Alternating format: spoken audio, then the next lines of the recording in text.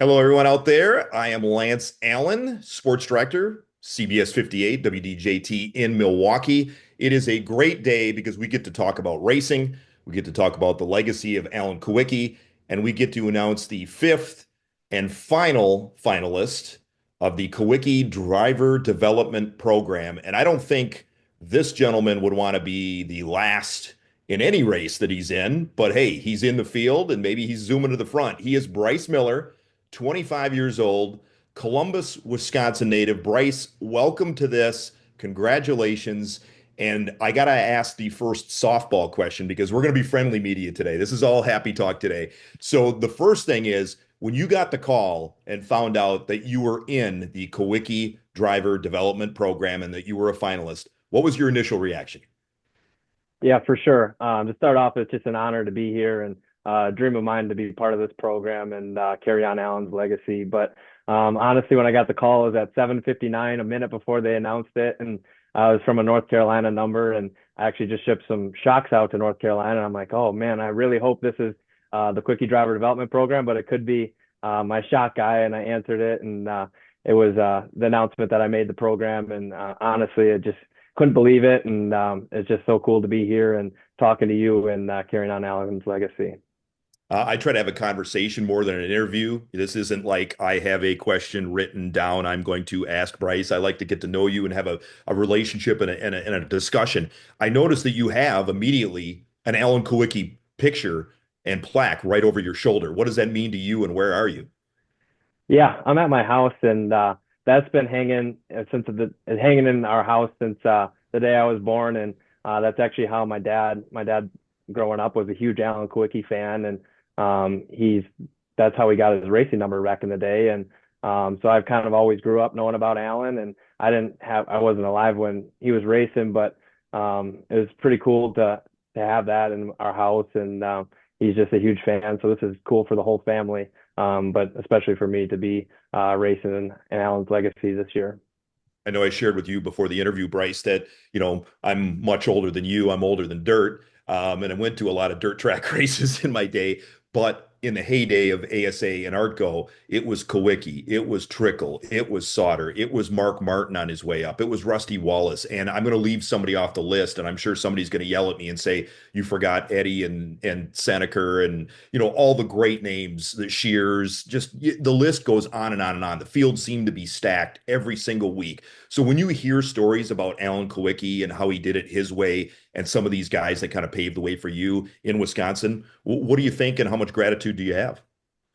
Yeah, it's honestly so cool what he did and just the risk that he takes and to race against those guys is they were the best of the best and obviously they proved it when they went on to NASCAR. But I feel like today too, you look at the super late model field, they're from top to bottom, they're really, really good drivers and you can see it when guys like Sauter and Majeski are coming back and even Fenhouse are coming back and racing against us in super late model races and then they go and have the success they do on the NASCAR level. It's really cool to be a part of that and racing in those fields. And it just shows you what a hotbed Wisconsin racing is. You could go anywhere in the state and you're going to find some of the best super late model drivers in the country. And it's really tough to race up here, but it makes you so much better as a race car driver, just completely because there's so much variety in our racetracks. You can go from the Milwaukee Mile to a bull ring like Jefferson Speedway to Madison, the Kaukauna, that's a tri-oval. It doesn't matter. They're all so different, and you just really makes you a well-rounded racer. I'm biased because I'm from Wisconsin. I'm sure you're slightly biased because you're from Wisconsin. But what does it mean for you to be 10 years of this program? And there's been a Wisconsin representation all 10 years. And you mentioned at least a couple of the names, Ty Majeski, as well as Luke Fenhouse, as well as Alex Prunty. And once again, I'm gonna leave some names off the list, and I'm probably gonna get yelled at, but the list just goes on and on and on. What does it mean for you to be part of that legacy? And is there a little bit of I don't want to put any pressure on you, young man, but a little bit of a weight on your shoulders? No doubt. Yeah, to carry on that legacy and to keep the tradition going of having a Wisconsin driver. My palms were sweating this morning right before the 8 o'clock hour, just trying to carry on that legacy and the Wisconsin tradition. But us from Wisconsin, we have so much pride in our short track racing. We race a lot different than they do down south in a lot of different ways where we have inverts. So just because you're the fastest car doesn't mean you're starting on the pole. So we learn to pass guys cleanly, drive through the field, And it really shows when you go to these big racing events or big super late model races across the country. The Wisconsin guys are always winning these races on the podium, and you hear the likes of Bubba Pollard and Stephen Nasty say those Wisconsin guys, they're something to be messed with, and it's pretty cool to be. I've just this is all I've known is racing my whole entire life, and in Wisconsin we have just such the privilege that within 40 minutes of my house I can go to 6 different racetracks, which is not a lot of people in the country can say that. I think there's a reason why Bubba Pollard always comes up for the Slinger Nationals in certain races. And I've got to joke a little bit with you. So you said pass clean, come up through the field so you don't have a strong bumper or a snowplow on the front of your car? No, that's too much weight up front. We got to so yeah, we race respectfully up here, and it's just something a little different that's not like that everywhere across the country. So growing up in Columbus, like you said, I mean, you've got the Dells, you've got lacrosse, you've got Slinger, you've got so much in your backyard. Tell people that don't know much about Bryce Miller, like what kind of hooked you and how did you get started and what tracks do you really help develop your skills? For sure. Yeah, like I said, this is all I've ever known since the day I was born. Both my uncle and my dad raced all these different short tracks when I was growing up, and then when my dad sold his late model back in like 2014, we bought a go-kart and just kind of started racing at local short tracks and raced against fellow KDDP members, Riley Stenjum and Jacob Notishead in go-karts, and just kind of slowly built our way up. And it's just such an honor to be in the super late model level. There's been so many people that have helped me out, but it's just really cool. And I grew up racing at Jefferson Speedway, which really cut my teeth. And it's just so different because you have a tight 1 and 2 like a Martinsville, and then a bank 3 and 4. So it really makes you well rounded. And then I've been with the Midwest Truck Series to every short track in Wisconsin, so it really developed my skills. And I'm in the more the Milwaukee area, suburban Milwaukee. So Slinger's near and dear to my heart. Todd Thielen, good friend of mine, just recently sold the track to the Dasso family, Travis Dasso and his group, wife and family. What does that mean to you to keep that legacy alive? The Slinger Nationals, I just think that's so cool. It's literally like the crown jewel of short track racing, not only in the state, but probably across the nation. And just, all the times that you've had at Slinger, that little bull ring that's super steep, but yet you go on that place. Yeah, there's definitely no place to hide at Slinger. And we have a couple dates circled on our calendar to go to Slinger Super Speedway. Obviously, the Slinger Nationals, like you said, is that bucket list race, but it's a quite expensive race. So if we're trying to get the funding to go run the Slinger Nationals, the 200 lap, and it's just so cool. Like that event specifically is just you can't find a seat there, and it just shows the Wisconsin pride that they have for short track racing at the Slinger Nationals. And you can find that anywhere. The Joe Shear Classic at Madison International Speedway, Mark Martin is coming back just for that race to be a part of that. And like you said, Alan and Mark raced together back in the day. So maybe we can catch an interview with Mark Martin or something like that to help promote Alan's legacy. And I just saw a recent picture of Mark Martin. He looks like he's in phenomenal shape, so he's ready to rock and roll. Yeah, you better watch out. That's pretty good. And then to get to know you a little bit better, we're taking the helmet off today. A couple of things. As a TV guy, I can appreciate a man with a good head of hair. Is that always your style? Is that even with the helmet off, you got the locks flowing and stuff like that? For sure. Yeah, I'm in sales, so it always helps, with you got to have your hair right. But my grandpa, it's crazy. He's 86 years old, and we have the same exact hair. He has no gray hair, and we're spitting images. So yeah, you got to have a good head of hair. I need your grandpa's secret because I was not gray until about 50. So now it's starting to go, but oh well. And then the other thing is UW Green Bay grad. Why did you decide, hey, I'm sure you still raced and I'm sure you still thought, hey, this is a dream of mine, but you also wanted an education and you also wanted something else. So maybe explain your reasoning behind that. Yeah, so I graduated from UWGB in 2022, and just had a phenomenal 4 years there, and loved every minute of it. It's pretty fun when you go to a Packer game every Sunday, and all my friends had season tickets, so we did that. But honestly, through college, it was tough going back and forth between racing. There's a couple months in the fall and a couple months in the spring that you had to be back and forth. But actually, during COVID, I would just go home during the week, and I could work on race cars all the time. And we built 2 race cars, doing it throughout the week, which was a huge break for me because otherwise, if I was in class and in person, I wouldn't have been able to do that. But yeah, so I graduated in 2022, and Kind of did a couple different jobs, and now I work for Packer Fastener as an industrial salesman, and they're actually based out of Green Bay, funny enough. So it's kind of crazy how the world works. One thing you'll learn, Bryce, is that the word media, there's two words in there, me and I. So I'm going to make it about myself, unfortunately. But back when I was toying with racing, growing up in Rice Lake, I remember I went to Madison and I said to my dad, "Hey, I'd love to take over your dirt track modified." And he said, "Let me get this straight. You're going to go to school Monday. You're going to come back Friday. You're going to race it Friday, Saturday. You're going to wreck it. You're going to leave, and I'm going to work on it all week." That didn't work for him and it didn't work for me. So I just kind of like to dabble and, jump in stuff or whatever. But I give you credit because I think both of us realized as much as it would have been cool, it's a lot of work and you feel like a ping pong ball. So were there times where you felt like, man, this is too much? Were there times where your head was just swimming? How did you compartmentalize all that stuff? Yeah, for sure.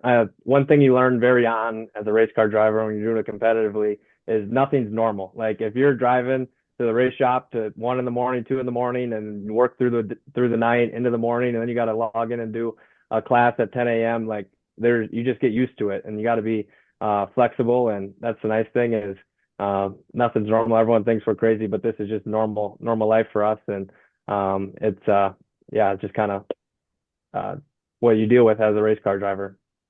Also, since we're there, I love the fact that you've done a couple of missions trips. And I say I took my daughter on one to Niagara Falls, and she had no idea that there were people in this country that had literally about a fifth of what we have. It's a life-changing trip. My son just went to the North Carolina area just before the hurricane, and now has, pictures of areas that he was in that he had helped that now are almost half wiped out. We went to Alaska as a family. What does it mean to you to do a missions trip and to be sacrificial? Because sometimes, in the world of sports, it's got to be me, I. I got to finish first. And, in the old Ricky Bobby thing is if you're second, you're last. You got to be aggressive, but yet there's got to be some sacrificial bones in your body in order to do stuff like that. Yeah, for sure. It was so cool. I did it through my church right here in Columbus, and we went to Milwaukee actually, and then Charleston, South Carolina. And the coolest part is you'd help them with just different house chores, like if it was painting, doing yard work, whatever it was. And like it meant so much to them, and it was so moving for them. But the craziest part of the whole thing is how much more it meant, like for you, and how just grateful you were for everything. And it was pretty cool at the end. We all got together and had a dinner, and it was just kind of everyone shared stories, and it was just cool to help those people out. And yeah, I was just really thankful to be a part of those two trips. And I don't expect you to cure everything that ails racing. There's a lot of great things about racing, but there's some things that obviously need to be fixed. I always say, Bryce, that some of this is just getting to know the drivers like you and also basically showing a different side. And do you feel like showing a different side that you're, community minded, you're charity minded, you're missions minded, that you have a college degree, that this is something that probably racing needs for the next generation to show, hey, you can have a lot of different types, a lot of different styles, a lot of different flavors and do this. For sure, yeah. And I've been involved in a lot of different things, like you mentioned, the mission trips and a bunch of just community projects through my church and colleges. And during college, me and my college roommates, we volunteered at the Paul's Pantry in Green Bay and gave back that way, just doing odd things around the pantry. But I've done other things like we did a Bandolero camp with KDDP member Riley Stenjum back in 2023, I believe it was. And that was so cool. We had 30 local kids from the Wisconsin area that did a skills and drills camp like you're going to a basketball camp when you're younger. And it was just geared towards racing, and we did all kinds of different drills. So I try to surround myself with a lot of good people and do a lot of different things. So there's always something going on, and I stay as busy as I can. So, what else do you like to do besides racing? What really interests you? Yeah, I like a lot of different things. In the winter, the only thing I really do is ski and work in the race shop. So I like going skiing in the winter. And then in the summer, when I'm not racing or working in the shop, I'm a pretty good golfer, so I do that with my buddies, and I play sand volleyball also on some weeknights when I have time. So involved in a lot of different activities. So, what does racing mean to you? Man, it means so much. It's all I've ever known, and it's a family thing, which is the coolest part. We get to go to the racetracks with my parents and my crew, which is awesome. They were fellow racers themselves, and we're all kind of one big family. And We have a lot of fun together because if you're not having fun, why are you doing this thing? So racing just means so much, and I'm involved. Just the connections that I've made along the way, and it's just really cool. And this program just really helps broaden that connection field and just carry on Allan's legacy in Wisconsin. And this is not a trick or a trap question, but you are a finalist, so you're one of five. As the Wisconsin guy, do you feel like I got to win this thing? For sure. You can't go into it not thinking you're going to win. And the way we ended last year, we really showed big strides. I've never run bump stops, or that was my first year running a super late, and we had a lot of really good showings. And I feel like lacrosse really proved what we learned throughout the year at Oktoberfest. And we finished seventh in our first 200 lapper. And so we're just looking to build on that and take some of the notes that we had last year and just keep getting better and better. And I really have high hopes for the season. And I did lie. I do have one more follow-up question is just how does the money help you? And I know, from having a dad that raced and having friends that race and whatever, that sometimes budgets are tight, inflation is real, parts, tires, everything costs more. What does this program help as far as, a young man like you that's 25 and then other racers that are just literally scrapping, clawing stuff together, running old tires, running old parts just to try to piece it all together to make a weekly Saturday night show. Yeah, it's hard. We're a family operated team that we run purely off just sponsorships. And luckily, I've had a lot of people that have cut me breaks.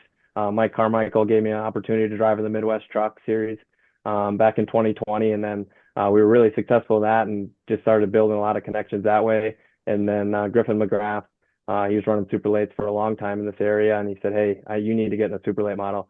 So he helped us out with getting a super late and just all my sponsors that make this possible. But like you said, it is really hard I mean, I run the checkbook and there's some days that you're scratching your head like, are we going to be able to buy tires for this race? And there's so many people that make it possible and just super thankful for all the supporters. But the quickie money to kind of get us a head start on this year is just huge. And really looking forward to getting to the racetrack this spring. Well, this is a good start. We hope that you win so that you get even more money. And selfishly, yeah, as a Wisconsin guy, we are so proud of you. So, Bryce Miller, congratulations on being a finalist for the Kulwicki Driver Development Program. Thank you so much. And like I said, just an honor to be here and really looking forward to the season. Awesome. Lance Allan with Bryce Miller. Yeah, we wish him nothing but the best. I'm biased. We hope he wins, but hey, five great finalists this year. Thanks for watching, everybody.